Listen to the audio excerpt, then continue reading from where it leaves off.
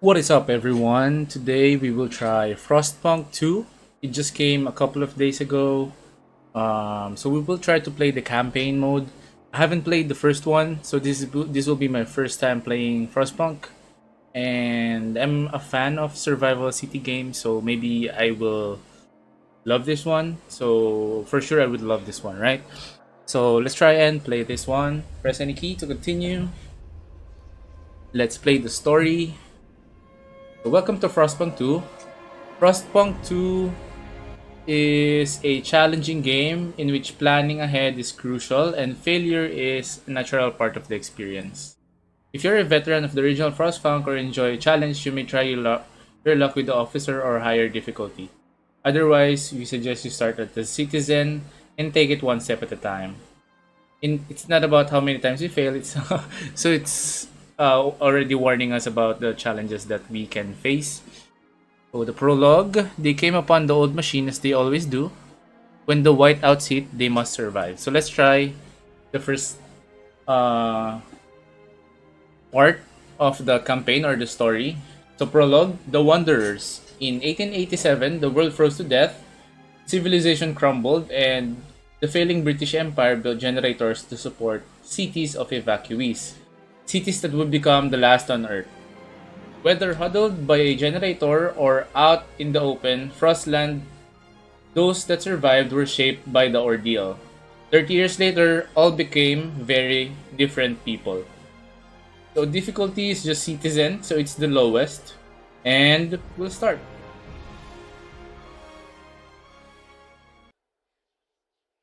Alright, so press any key to continue or to begin.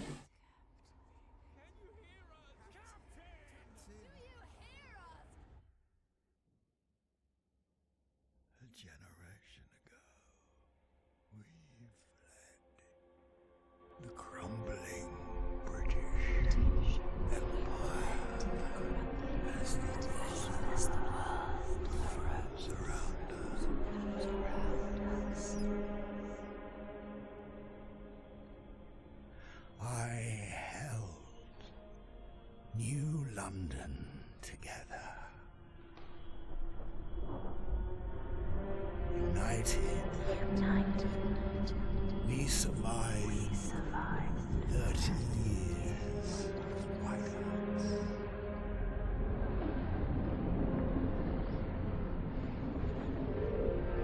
But the world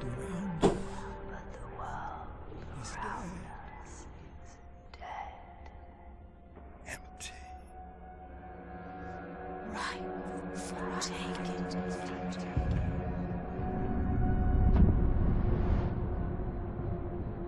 The city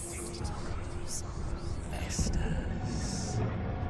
This is a very long cutscene. Merely surviving is not enough. We have to expand. After all, it's us who survived the end of the world. Yes.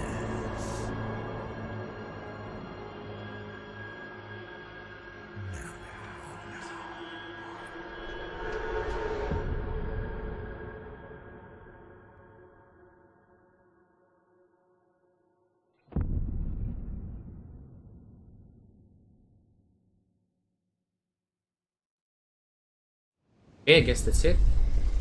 Okay, the Wanderers. We've been roaming the frozen desert for years. Many of us do not remember a world before the Great Frost. Now another whiteout is coming, and again we've reached the old machine. Again, we will rely on its furnace to provide heat through the storm. In the past, we always made sure there were enough supplies for the next whiteout, but our numbers have grown through the years, providing for everyone is getting harder and harder. So I guess this means that the first whiteout was Frostpunk 1, and the second whiteout is Frostpunk 2. Okay. Oh, so is it the machine?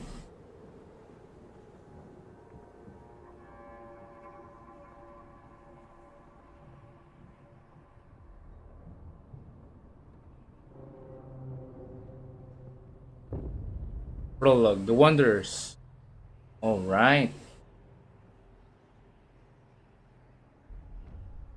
The old dreadnought remains in pieces under layers of snow, but the scattered wagons still have resources inside. First, we must break ice to reach to reach one of the old wagons and construct an extraction district to use it. Then we can turn on the dreadnought's furnace to heat us. We will restart the furnace. Okay. So what do I need to do? Frost break to an oil wagon and construct the extraction district. So here, frost break area. Where do I want the frost break? So frost break to an oil wagon. So this is the oil wagon, right? So this one, and this one. Is that good? Um. Okay. And then turn on the furnace in the dreadnought wreck to provide heat. So this one. These are just controls, keybinds, heat, hold 4 for heat and fuels, hold 5 for overlays, hold 6 for food. Okay, frost breaking. Initially, you can only build districts in a limited area. The wider terrain is covered in frozen stiff ground, which is impossible to construct upon. To widen the buildable area, you'll need to use frost breaks. You can send out a frost breaking teams by clicking the frost breaking button. So this one, located at the bottom right of the screen. Then find your way towards the edges of the buildable area and click on yellow tiles until the indicator circle is full. Okay. District construction. So districts are the base of your economy. Build them to produce or process resources and provide shelter. Districts have a fixed number of tiles needed to begin construction. So when building a district, keep a lookout for the indicator circle, which shows you how many tiles you still have to click for the construction to start. When it's full, click on the tick to confirm and start construction, or use the right mouse button to cancel your last choice. So available tiles are those in white. Click on them until the indicator circle is full. So extraction and food districts require resource deposits to be built. You need to begin selecting tiles from the highlighted resource deposit with a corresponding resource. For example, to build an extraction district, start from the tile with an oil deposit. So extraction, oil. So the food one is for a different, how can I mark this? Okay. So I'm guessing, I paused the game, so I'm guessing this one is for food. What's this one? Fertile soil, maintenance wagon, fertile soil. Ooh, there are also areas below. Oil wagon, and this one is an oil wagon. So I guess we can create a an extraction site here. Or do I need to wait for the ice to break? Frost break. Can I speed up the game? I can. So let's speed up the game a little bit. Okay. Now that is done, I can put an extraction area here. Okay, so that will be the extraction area. I'm not sure if that's correct. If I should have put it in a different location. Let's just speed the game up a little bit. Can I control the speed with, okay, with 1, 2, 3. Cold. So, city problems. Cold. Cold is a measure of how well your city is heated and how protected your people are from the frost. Make sure that shelter and heat needs are fulfilled. Not satisfying those mainly increases cold. So high cold increases diseases, decreases population, and causes recurring events of citizens freezing to death. Scraps. Scraps are a stockpileable resource that can be spent on frost breaking. So this is like money. Funding, okay. Scraps are collected weekly. Everybody provides their share. The bigger the community, the more they contribute. You can use the take scraps action on wanderers, which will increase the number of scraps in your stockpile, but also worsen your relations. Okay, so you can take scraps from your wanderers but it will worsen your relations with the wanderers. Okay. As a result, this will lower their trust in you as leader. You can also return scraps. Scraps. Okay. Okay. What else do I need to read? Anything else? No. Okay. So while waiting, I fast forward. Okay. So now that is done. Dreadnought's furnace. So Dreadnought's wreck has a furnace that serves as a heat generator for your population. You need to have fuel to turn on the furnace.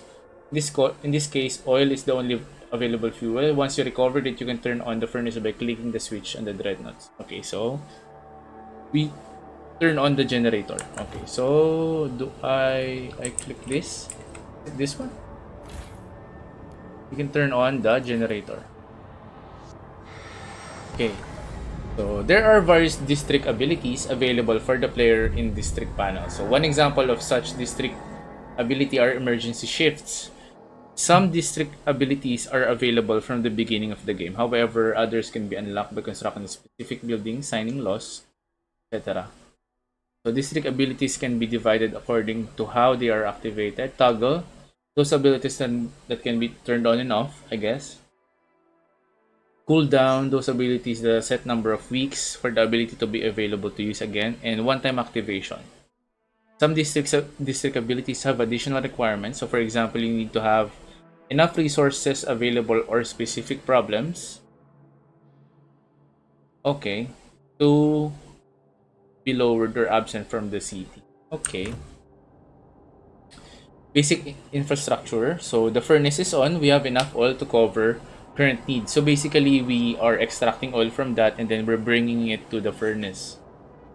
But the cold will still affect your people until they have proper shelter. So housing will best protect us from the cold if built in close proximity to other housing or the furnace itself. So however, we'll need prefabricated parts for construction. We brought some with us. The rest we need to extract from Ragwan wreckages. So the ones that I saw from the other side, which were, where are those? This one? These are wreckage, right? So Frostbreak on a construction wagon. So I guess, are there anything closer?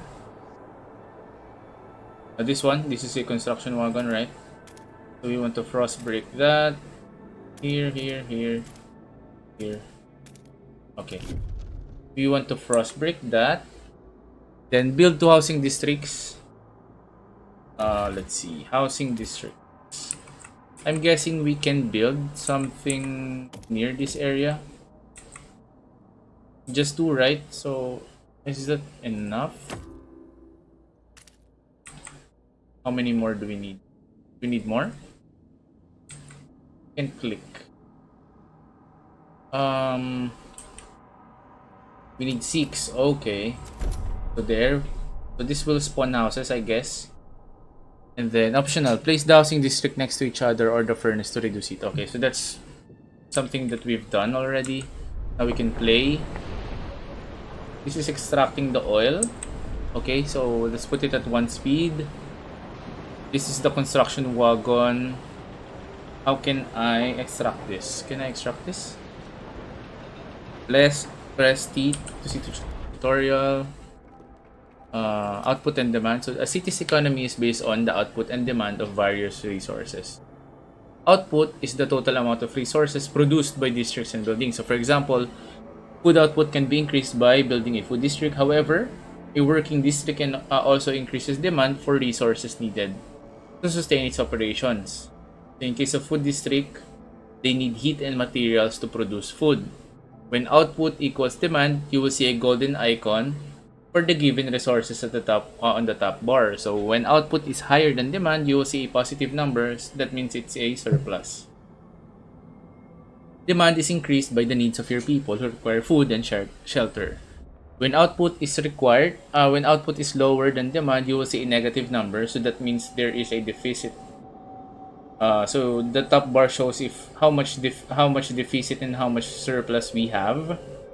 So districts and buildings mostly increase heat, materials. District buildings mostly increase heat and materials demand, because every building, I guess, should have some sort of heating. and materials to probably maintain and build that district. Prefabs. So constructing any type of structure requires prefabs. So this was what we were talking about when we want to deconstruct the wagon. So these are building components.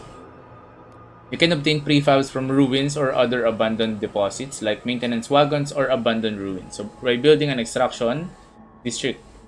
So I can also build an extraction district on the wagon. When you run out of prefabs to build anything, try demolishing one of your existing districts. Okay, so we can get all prefabs when we demolish an existing district. Area effects. So pay attention to where you construct districts, as area effects may give them additional positive or negative effects. Area effects are caused by environmental circumstances, the natural layout of the land or surface on which the district is constructed. So I think the best example is like this one. When we constructed the housing district, it has tiles where heat is higher than the farther tiles, since it's closer to the furnace. So for example, it's beneficial to place housing districts near each other, near other housing districts, to benefit from mutual heating. Okay, got it. So far everything's red. Let's just speed up the games. Okay, so now housing is complete. We now have shelter. I just want to look at what the shelter looks like. So these are a bunch of houses, smaller houses, and then bigger houses. Okay, so I think that looks good.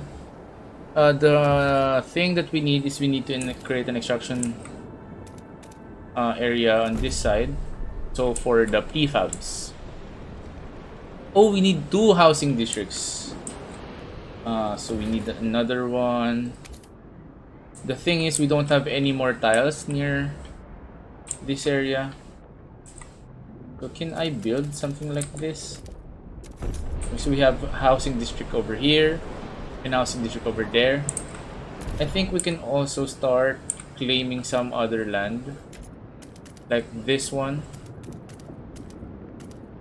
I think I should have broken this frost here before putting the housing district, but just because I think it's much more efficient if it's there. We have sick and injured. So let's go to the tutorial. Sick and injured. So unresolved problems in a city can make part of its workforce absent. So those workers are temporarily excluded from your workforce. There are 2 main types of absences. Number 1, sick. So sick workers increase proportionally to how high disease currently is. People will rejoin the available workforce upon decreasing disease in the city or after being cured in hospitals. Injured will rejoin over time. So having hospitals or using abilities triage accelerates this process. You may encounter other types of absences in the city due to various events. Shelter. Your population needs shelter to survive, so if not provided, gold will aggressively rise in the city. Shelter is mainly provided by housing. It needs heat, and if the heat demand is not fulfilled, gold will rise, but at a lower rate compared to a lack of shelter. So building housing districts right next in the right place can reduce their heat demand. So I think that's the main issue that I'll probably have in this area, since it's farther away. So I don't think this is a good idea. Can I stop constructing? I don't know if I can stop the construction, but for now, let's just go with that. As the thick black liquid oozes through the pipes, our people rejoice. The carcass of this old machine is a testament to the hardships that made us. But more importantly, it is our haven in the storm. It has allowed us to weather many whiteouts, and it will do so again. We have oil, and we can turn on the furnace.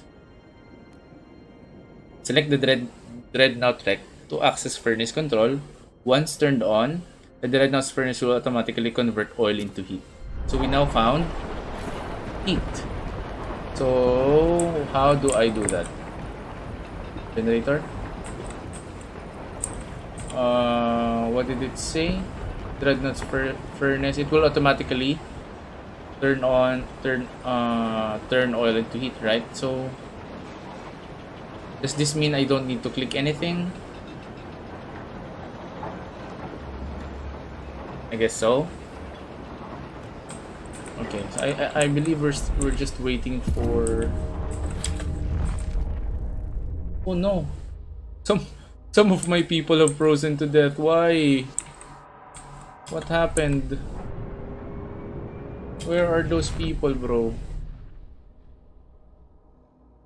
We have around 2,900 people. I didn't know how many died. We have established some heat and shelter for our people. We must now turn our attention to the incoming whiteout. First, we must frost break the small patches of fertile soil suitable for growing food. So I guess that one.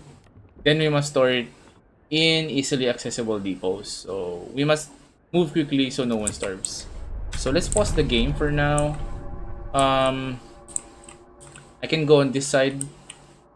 I will frost break. I can't get to that side. Okay, I can. Thankfully, and I can get to this side as well on the next one. Then let's speed it up. Oh, once this done, okay, we will create a food district here. I don't know if it's too far, but that's the closest one we can get. There's another one down there and another one here, but that's far, so I guess it's the closest. What happened? Okay.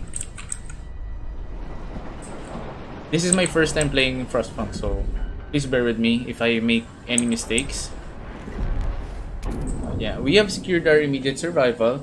Now we have to stockpile as much food as we can before the whiteout forces us to take shelter. So to do that, we need to produce more food than our current demand. So we must be ready. So stockpile enough food to survive the whiteout. I'm thinking, instead of just relying on one, I can probably focus on, what's this? The construction wagon. There's more oil down there. So I'm thinking of going down. Right? Okay. That means we can create more. Also, stockpiling. Some resources like materials or food or different types of fuels can be stockpiled.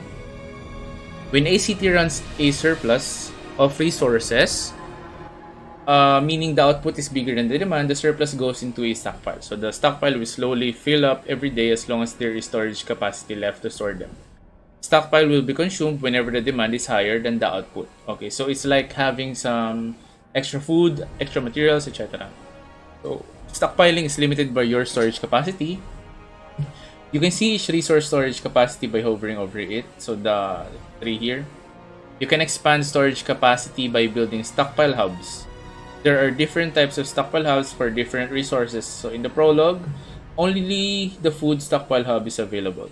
Besides increasing stockpile capacity, stockpile hubs provide positive area effects when built in proximity to districts that produces or requires the same resource that hub stockpiles. So you can see which district can be affected by a given hub if this in its description to the control panel. So an accumulated stockpile is not lost after deactivating or restoring the stockpile hub.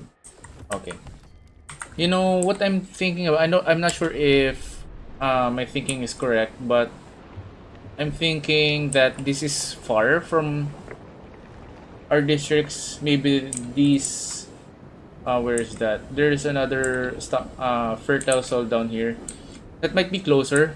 I thought this was a bridge that they can cross. I think they can cross this.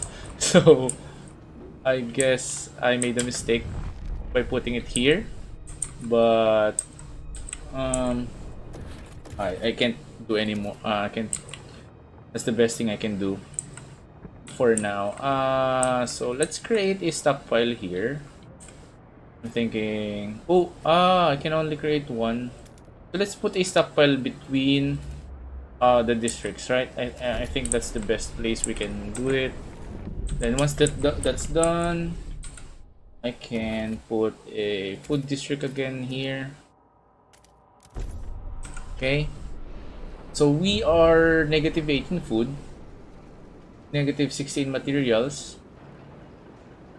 Shelter is okay. So I guess that's good for now. I think we need to continue. Um, what do you call this? Frost breaking. I might need more materials in the future. So this is a construction wagon. I think I can do this. I can go this side.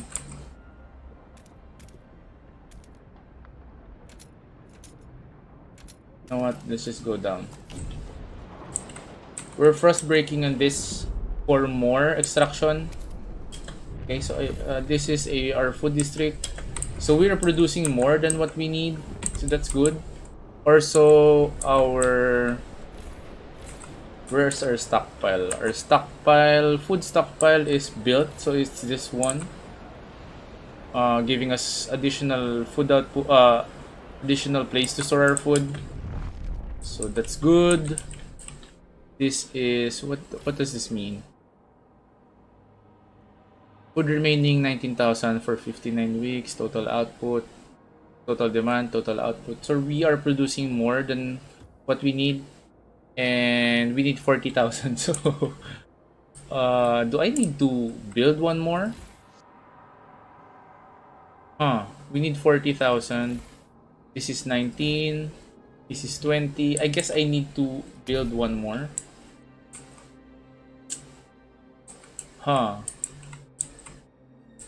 Can I go down? I don't think I can go down. So I guess let's prioritize this area at the moment. Once that's broken, I need to create another district. Okay. So let's create another food district down here. Thing is, I don't really know if the place where I put the districts away from this affects the workers that work there. Okay, so Final Kel, 42 gardener. For instance, we've been here so many times, the soil is depleting. A couple more and there will be no point erecting the hot houses. There will be nothing to grow food on. The yield is so low, either we pull emergency shifts or tighten our belts, otherwise we might not be enough for everyone. So we might not be able to fill stockpiles without exceptional measures. Consider asking the wanderers to tighten belts or instill emergency shifts in food districts. So how can I do that? So optional. Order emergency shifts. So how do I order emergency shifts? Is there any tutorial with this? Ito, here, emergency shifts. We will need, this will increase if we have emergency shifts. Instruct the wanderers to tighten belts. How? How do I instruct them to tighten their belts? Trust. Trust is located at the bottom of the screen. Trust shows how much confidence people have in you as the leader and your decision making. It mainly consists of your relations with all communities and factions, which are influenced by your actions toward them and the fulfillment of your promises. Additionally, their opinion on you depends on the direction in which you develop the city. When your citizens fall, sick, or die, it worsens your relations with every community, lowering your overall trust. So revered, respected, accepted, tolerated. So be careful if your trust runs out and you become despised, the populace will want to depose you, which will be your end. Now I'm looking at this. How can I tell the wanderers to tighten their belts? How do I? There are people who are sick. We don't have a hospital. I don't know how we can build one. Gold minor, peace minor. Well, are extremely increased by material scarcity. Do we have any more wagons that we can extract? This maintenance wagon. I guess we can go this direction. We can go there also.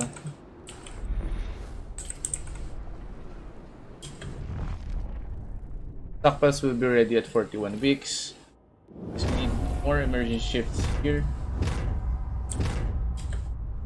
Do we really need 3 emergency shifts?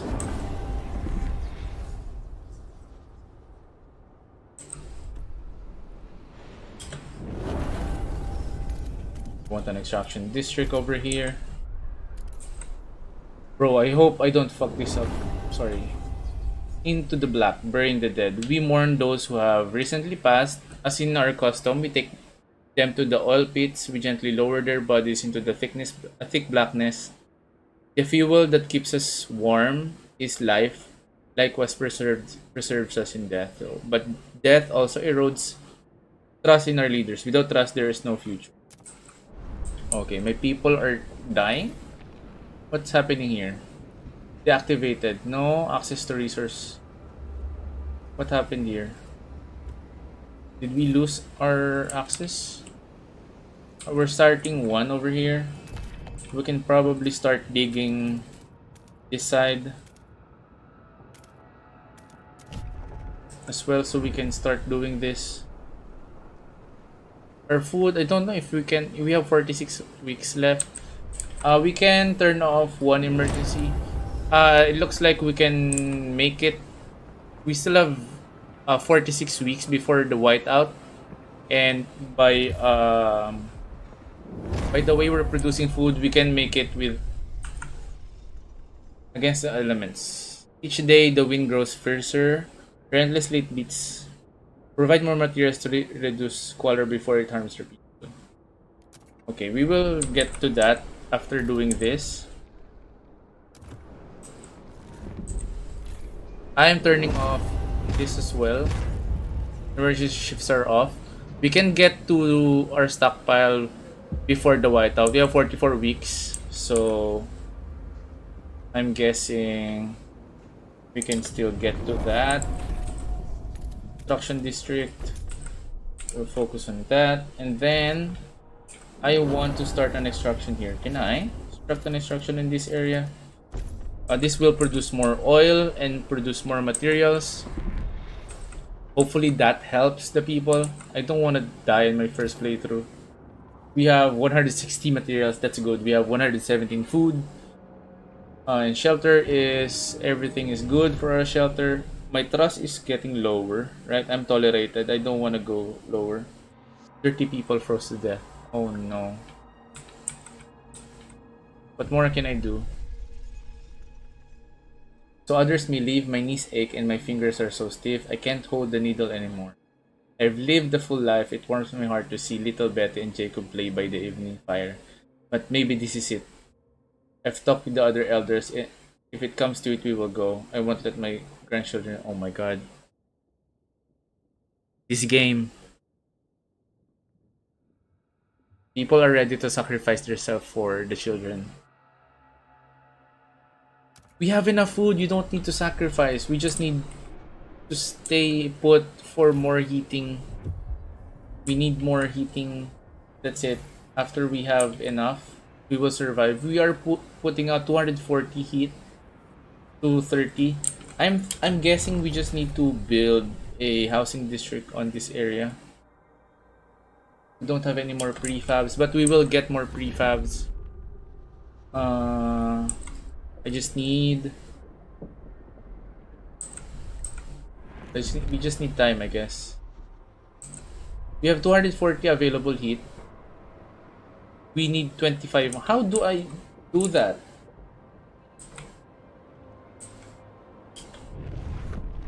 Do I need to extract in this area? What?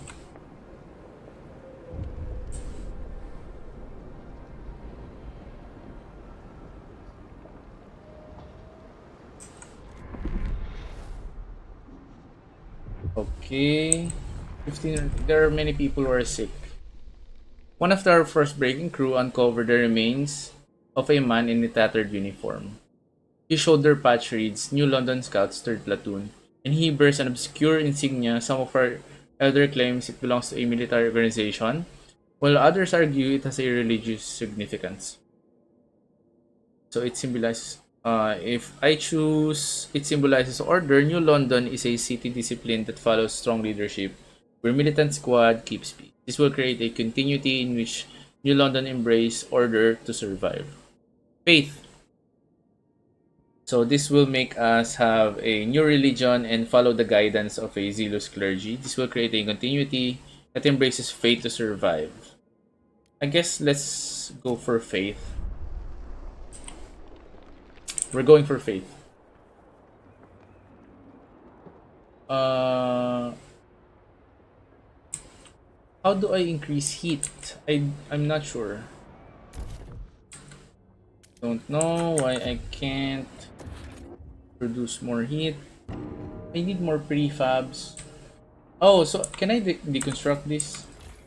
Since this is okay, we can demolish this. So we can get more prefabs. Once this is deconstructed,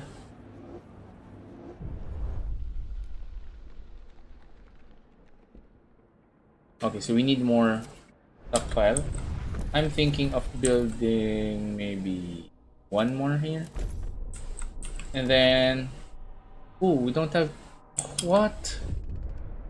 We don't have enough. I wanted to move the housing from here to here. But I guess that's over for, that's not in my option. We have enough food. We're producing so much food and so much materials. For now, we lack no resources for construction. We don't have enough prefabricated components, making further construction possible. There may be some prefabs left on one of the construction wagons. If not, we can try to salvage prefabs by demolishing one of our existing districts or hubs.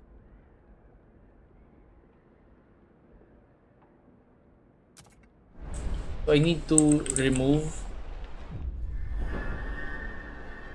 People in the camp are getting tense. They worry we won't gather enough food in time. Our hunters propose to slaughter the remaining seals.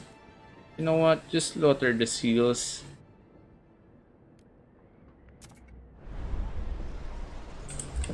We will make it. Thing is, we don't have enough storage. So do I need to remove one food district? Yes. We will demolish one food district.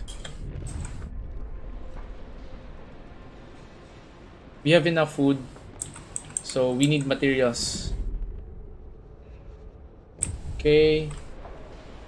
Where can I check if I have enough prefabs?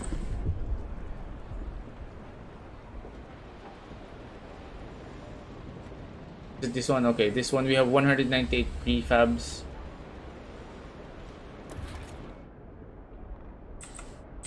We have we built our second? No, I don't think we have built our second food stockpile. I'm guessing we need one more. Then housing, we don't have enough prefabs for housing, so is it? I think the video ends after the first whiteout. We have only 5 weeks remaining.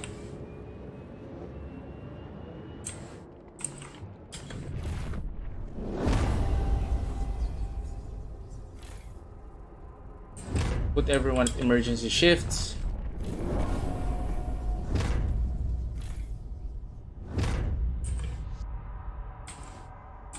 Okay, I hope we survive. Come on.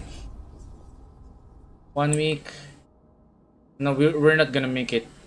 Don't think we're gonna make it.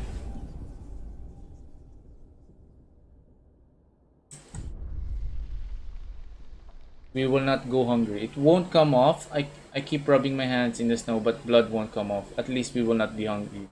We did what we had to. Yes, we had to. We didn't ask for this world. We had no choice. We couldn't risk going hungry. So they killed the seals. I can still hear the cry of the pups as we were clubbing their mothers. At least they didn't mourn for them long. Oh, what have we done? It won't come off. God. The trust of the people are going down. Oh my goodness. I'll probably lose this game before the whiteout comes, right? We have more people absent. We have more people sick. I don't know what to do. The whiteout is here, the preparations are over. But oh no, what's that? Did we have enough? How many people are dead? I don't know, man. Chaos and starvation. The Wanderers end. When the whiteout hit the camp, the Wanderers were forced to take shelter within the broken dreadnought. They huddled together while howling. Winds buffeted the rusted hull. As the storm continued, it became clear that there was not enough food. Some sacrificed themselves to give share to their families. Others tried to control the stockpile through violence. The conflict escalated and fires broke out within the dreadnought, spoiling the precious supplies. The few remaining survivors who emerged from the dreadnought soon splintered and disappeared into the frostland. Ah, my god. We lost. We lost the first one. We lost the prologue. Oh my god. Oh my goodness. That was the easiest. That was the easiest difficulty, but I lost. But yeah, I guess we end the video there. I'm not sure what this is. I don't know if I can continue for the second part of the story. I guess not. But I'll probably finish that offline. That was my very first playthrough of Frostpunk. And it was true. They were warning us about losing the game or people dying. And I failed. And I guess that's part of the game, right? I guess that's where our video ends. If you like that video, thank you for watching. If you like that video, please leave a thumbs up. Please like, subscribe, comment down below. If you want to see more of this series or more of this game, we can probably continue playing the first part. Look where we need to improve on, what else we can do to survive that first part of the story, the prologue. So again, thank you so much everyone for watching, and I hope to see you on the next one. Thanks everyone, peace and goodbye.